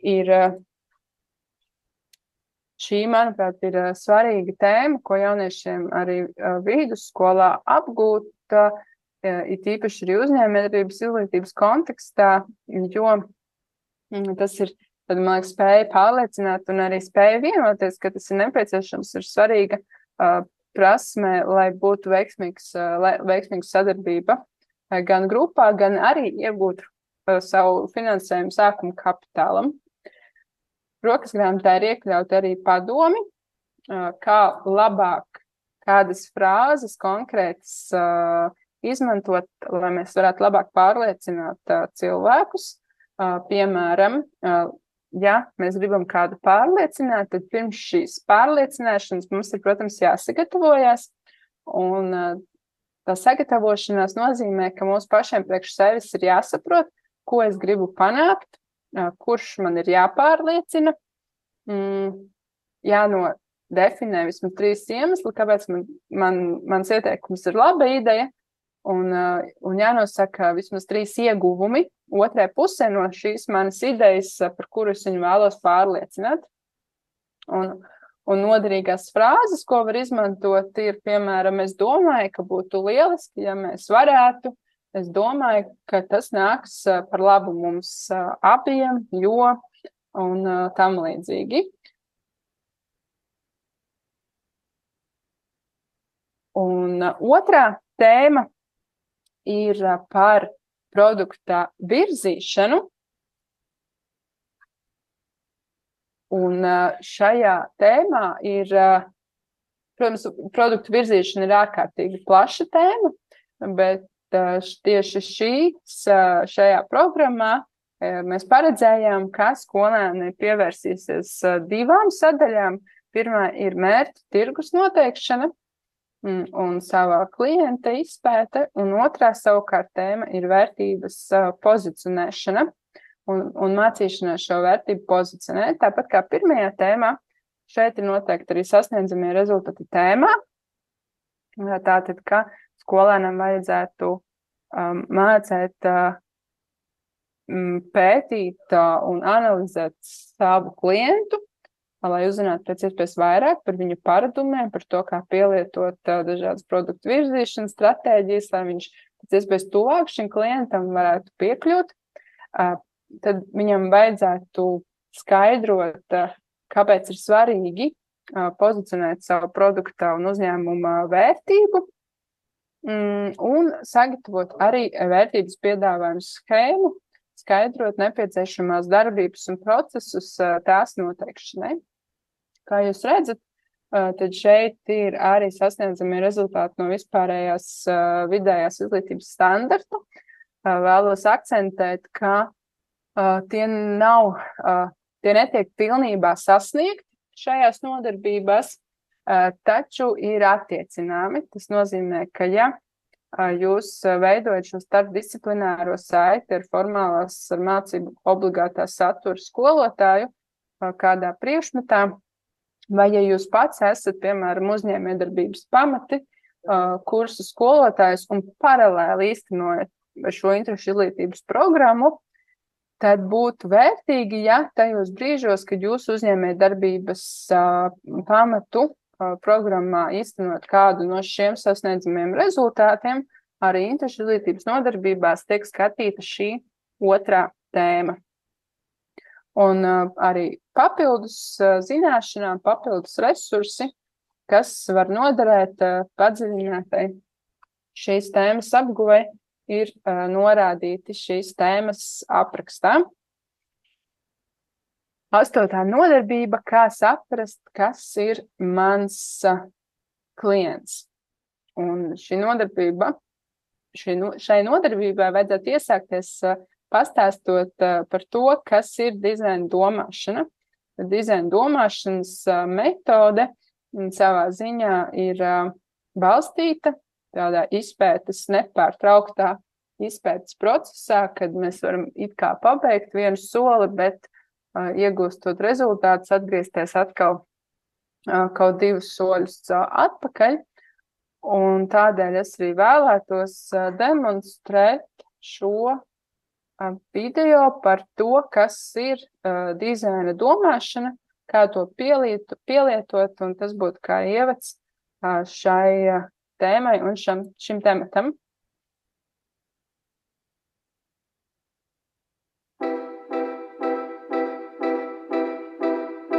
Dizaina domāšanu mēs varam skaidrot divējādi. No vienas puses dizaina domāšana ir attieksme, no otras puses process un metožu kopums. Proti, dizaina domāšana ir gan process, kādā veidā tiek risinātas problēmas, gan arī attieksme, ar kuru šī pieeja tiek realizēta. Tā ir uz izpēti un datiem balstīta nelineāra metode problēmu identificēšanai, risinājumu radīšanai kopradē ar lietotājiem, to prototipēšana un testēšana, kā arī risinājumu ieviešana un nemitīga uzlabošana, balstoties uz lietotāju sniegto atgriezenisko saiti. Vispirms izpētīsim, ko tad īsti nozīmē dizaina domāšana kā process. Atšķirībā no avota, dizaina domāšanas process var variēt no vienkāršota 3 soļu modeļa līdz 7 procesa etapiem, taču būtība saglabājas. Šajā digitālajā palīgā mēs pieturamies pie Hasso-Plattner dizaina institūta Stanfordā izstrādāta dizaina domāšanas modeļa, kas sastāv no 5 etapiem. Dizaina process vienmēr sākas ar izpēti. Šī posma centrālais elements ir empātiska attieksme pret lietotāju un iedziļināšanās viņa pieredzē un problēmās. Uzsākot jebkura pakalpojuma vai produkta dizaina procesu, ļoti svarīgi ir nesteigties ar pārsteidzīgiem spriedumiem par problēmu, tās iemesliem un vēl jau vairāk risinājumiem. Jebkura jautājuma izpēte ir veicama patiesi un pacietīgi iedziļinoties lietotāju pieredzē un vajadzībās. Pētot, novērojot, intervējot, miedarbojoties ar cilvēkiem, kuriem tiks dizainēts risinājums. Pēc izpētes seko problēmas definēšanas posms. Šajā dizaina domāšanas posmā tiek apkopota, strukturēta un vizualizēta informācija ko komanda pētes posmā. Informācija tiek rūpīgi analizēta un sintezēta ar mērķi atklāt patiesās izvēlētā izaicinājuma problēmas. Šī posma noslēgumā problēmas tiek pārformulētas uz rezultātu orientētos jautājumos. Kā mēs varētu? Tas palīdz komandai intuitīvi pāriet trešajā ideju izstrādes posmā. Ideju izstrādes posma sastāv no 2 etapiem, kuros tiek pielietoti atšķirīgi domāšanas un lēmumu pieņemšanas veidi. Pirmais – ideju ģenerēšana, otrais – ideju izvērtēšana un atlase. Procesa sākumā, nekritizējot un neanalizējot otra veikumu un pielietojot dažādas ideju ģenerēšanas metodes, komanda cenšas izstrādāt iespējami daudz un iespējami dažādas idejas. Pēc tam komandas uzdevums ir izvērtēt idejas un vienoties par potenciāli labākajām, kuru izstrādi turpināt prototipēšanas posmā. Prototips savukārt ir vienkāršos risinājumu paraugs, kas ļauj ātri un lēti saņemt atsauksmes par idejām no lietotājiem, kuri testēšanas posmā tiek iepazīstināti ar aptuvenu gala rezultātu, komandai demonstrējot produkta un pakalpojuma svarīgākās funkcijas. Idejas, kas tika izstrādātas un izvēlētas kā labākās ideju ģenerēšanas laikā, šajā posmā tiek pārbaudītas praksē. Kad prototips ir izstrādāts, sākas tā testēšana. Testēšana ļauj pārbaudīt idejas praksē.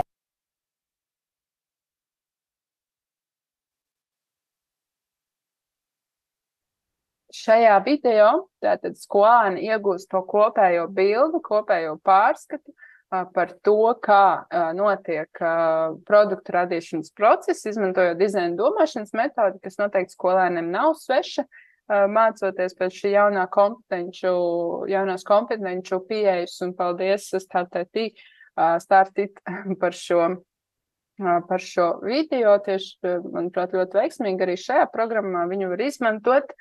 Un tālāk savukārt jūs kā nodarbības vadītāji varat skolēniem uzdot tādu jautājumu, kā viņiem šķiet, kas ir tas veiksmīgākais, lai izveidot veiksmīgu produktu virzīšanas stratēģiju.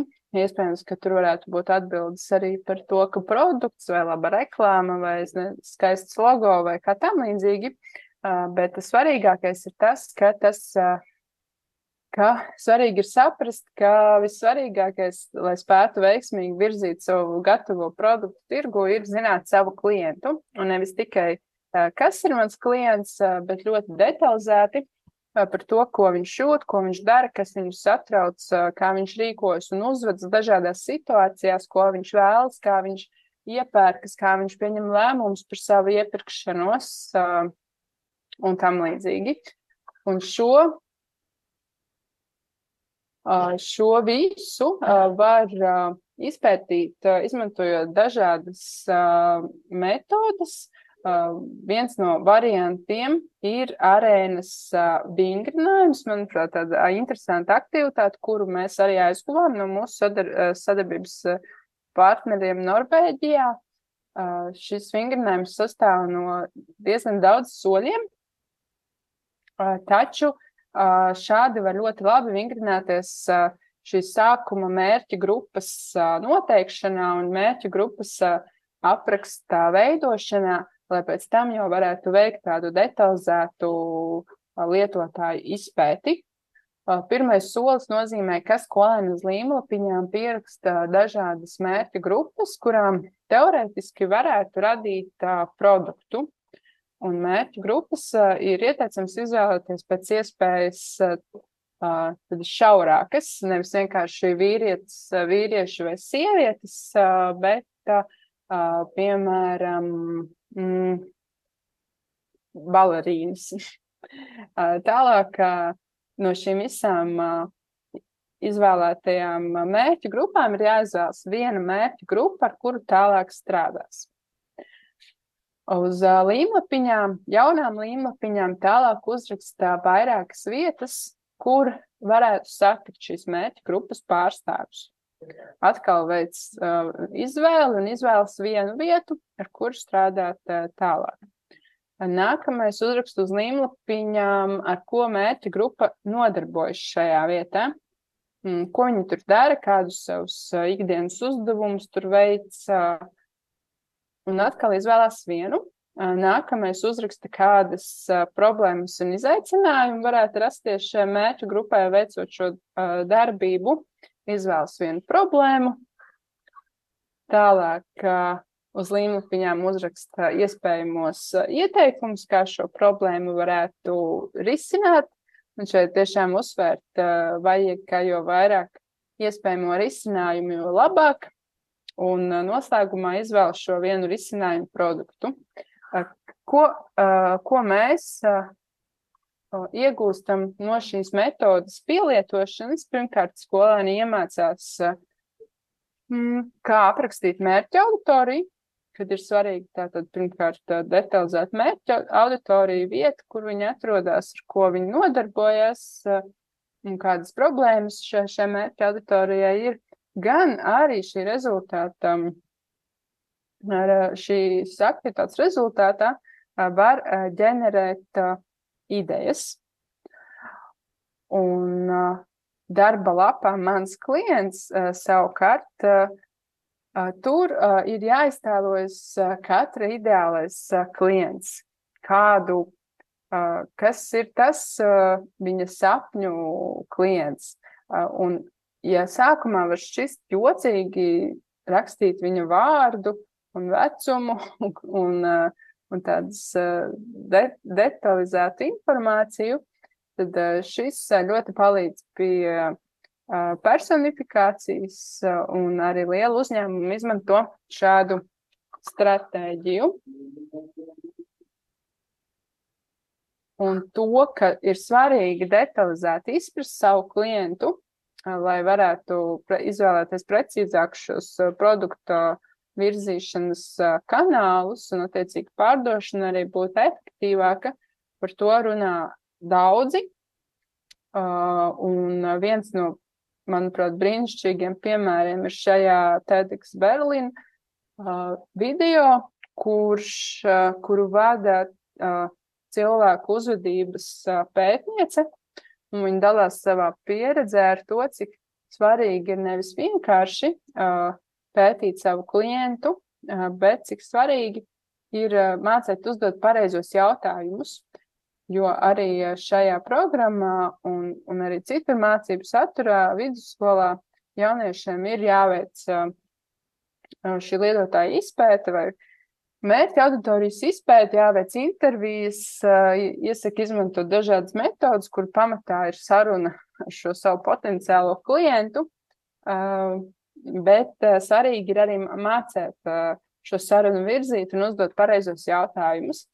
Šis video ir YouTube platformā, tas nozīmē, ka, ja ir nepieciešamība, tad atkal var izmantot šos subtitru iespēju, lai labāk uztvertu šī video saturu. Un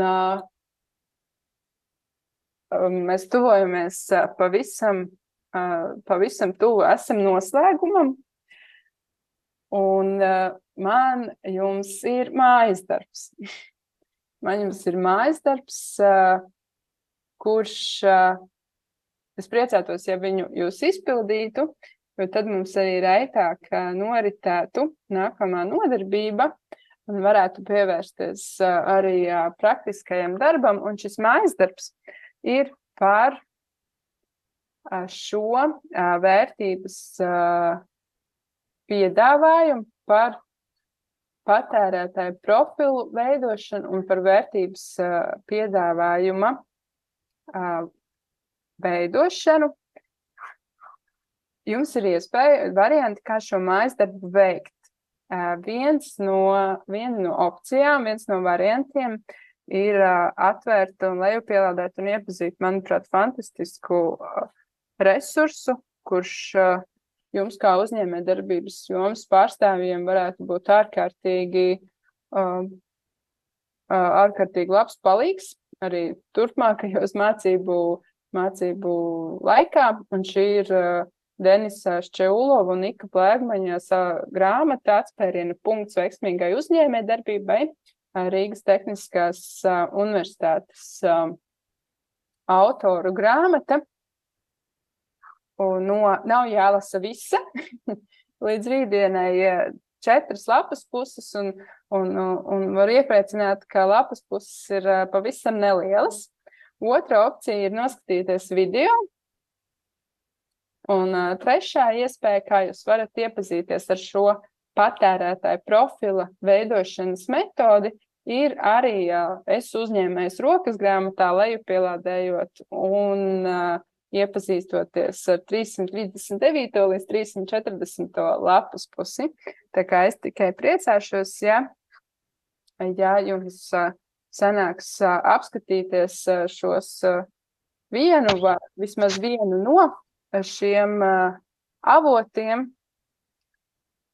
un mēs varēsim rītdien turpināt no šīs vietas un uzreiz ķerties klāt šim patērētāju profila veidošanai un piemēriem par to un vērtības pozicionēšanu. Paldies jums šodien par uzticību un klātbūšanu. Rītdien mums priekšā ir daudz praktiskāka nodarbība, un tādēļ es vēlētos aicināt, ka arī jūs rītdien, ja ir iespējams, tad pieslēdzaties izmantojot savus datorus, lai mums būtu ērtāk strādāšana un dalīšanās grupās un uzdevumu veikšana. Un uzkrāsim spēkus rītdienai, un paldies, un uz tikšanos rīt.